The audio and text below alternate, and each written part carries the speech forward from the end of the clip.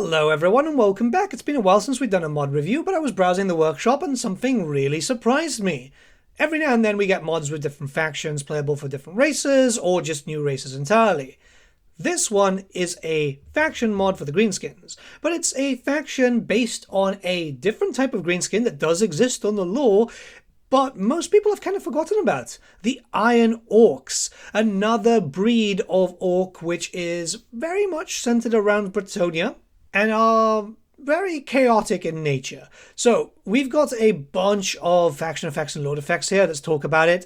We've got unique lord type, Iron Orc Warboss, diplomatic relations, -50 with BRETONNIA, as you can imagine. War has a chance to contain Iron Orc units in all armies. Growth per region +10 after winning a battle for all provinces and all characters. Replenishment +25% campaign movement range after raising a settlement for all characters, just in case you want to just keep destroying. Income from post-battle loot +30% for all armies. Leadership -8 for defending. You are a strong faction. You're going to be fighting as much as possible, but defending is not great for you. Immune to chaos corruption and chaos waste attrition for all armies. Once again, going into that very, very old lore. It's good to see this here.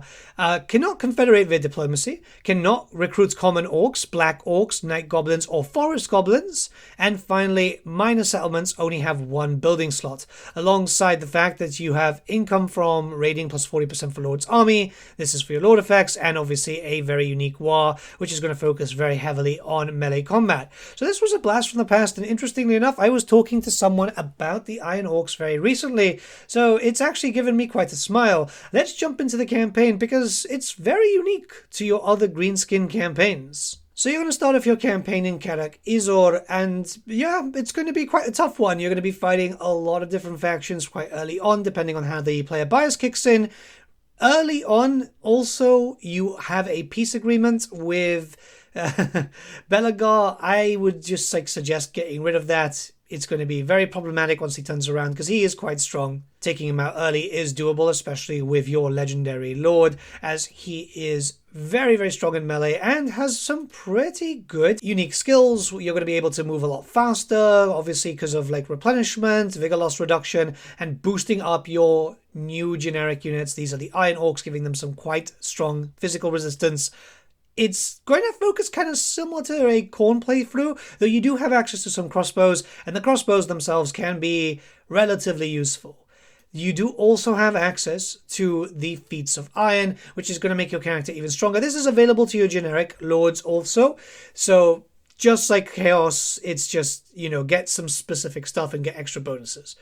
There's stacking bonuses, so it's actually really good. Your characters do become quite terrifying as time progresses, which always feels great. Settlements are going to be very different. You see, you've got the main settlement, which you're losing out on a lot of infrastructure buildings. In fact, most of your money is going to come from warfare. Your main recruitment stuff is going to focus around, yeah, just basically one building line. Of a few others, you've got quite a few, but you're missing out on a lot of your generic orcs, because Iron Orcs are very different. Iron Orcs are very beastie, very, very aggressive, on the line of Black Orcs, but a little bit more savage at that too. I quite like the system. It is very, very different, and it shows that you can have different styles of play for greenskins, which is what we know about them in lore. Your minor settlements too are very, very different, because they can only really have one slot. In most cases, you're going to get a landmark up there so you can get some upkeep reduction or some general faction-wide bonuses. Other than that, really the only way that you're going to get to the very most of that is just probably just focusing around goblins from the very beginning and then going into the Iron Orcs, because they're quite expensive, but it does depend. Honestly, I was surprised. I was taken aback to how this could be, but after playing with it for a fair amount of time now, because the mod's been out for a few days, fairly surprised. What a really interesting interpretation for a faction of orcs that doesn't really get mentioned much anymore. I'm actually really, really surprised. It's really cool. You've also got access to rights, which I quite like, because I quite like the right system. It's a shame that we haven't really seen it too much. So, first one focuses around your characters, making them much stronger, and really you want your Iron Warlords to get a little bit stronger.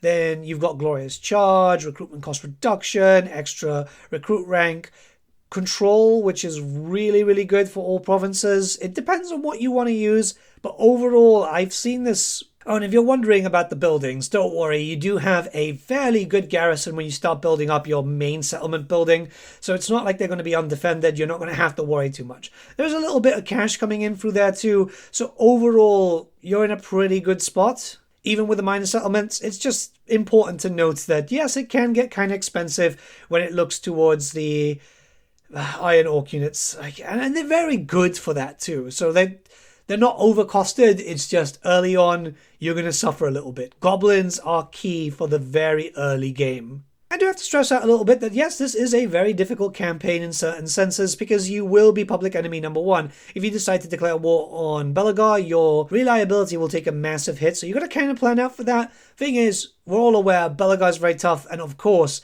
his 4 heroes can be quite a problem too.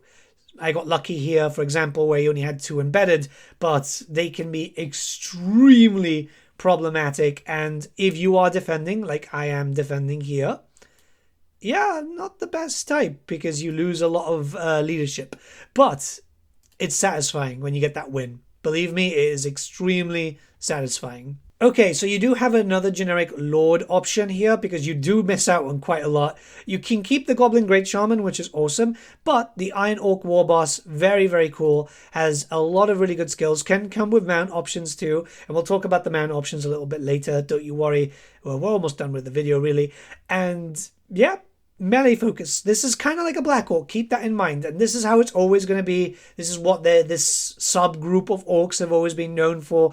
They've got a skill line which is a bit weaker than the legendary lord, which obviously makes sense, but they do provide quite a big punch, and you will be wanting to run these guys as your main lord option, especially since you can have spellcaster heroes and you can still get the troll hag, so that works out quite well. I've played this for a fair amount of hours now, just chilling whilst I've been painting or sorting out my shelves. I'm a big fan. I think it's a pretty interesting campaign.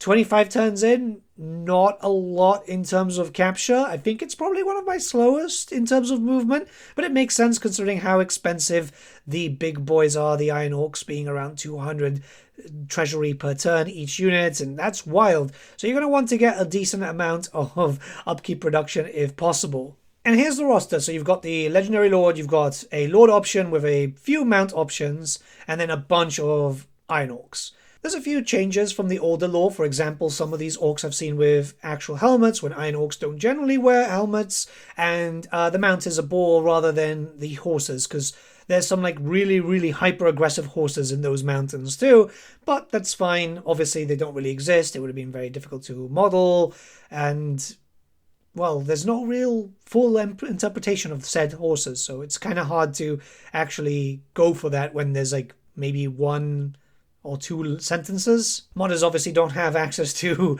Games Workshop directly to ask these types of questions like Creative Assembly does when creating the Oceanids and stuff. Now, I will say, very, very cool. Very, very cool. I was genuinely surprised about playing a mod with a very deep faction lore. Next thing we'll know is someone's going to make gnomes or something, you know? I actually really like this. It's nice to see more greenskins. A lot of people just see as greenskins as the same thing, but they do vary. And depending where they are, what circumstances created them, this is what's going to make it quite different.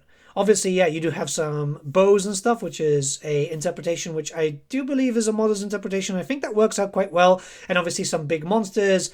Very, very cool. Obviously making use of stuff like the Toad Dragon and then just heavily armoring up or using squigs. I like that. I really, really did enjoy this mod. I think it's very, very cool. There isn't too much to talk about, but that's a good thing because it's pretty self-explanatory. You're playing one of the most vicious tribes out there, so you're just doing as much damage as humanly possible. And yeah, if you're playing other greenskins, there is a unique landmark to get access to some of the units and stuff, so that's pretty cool.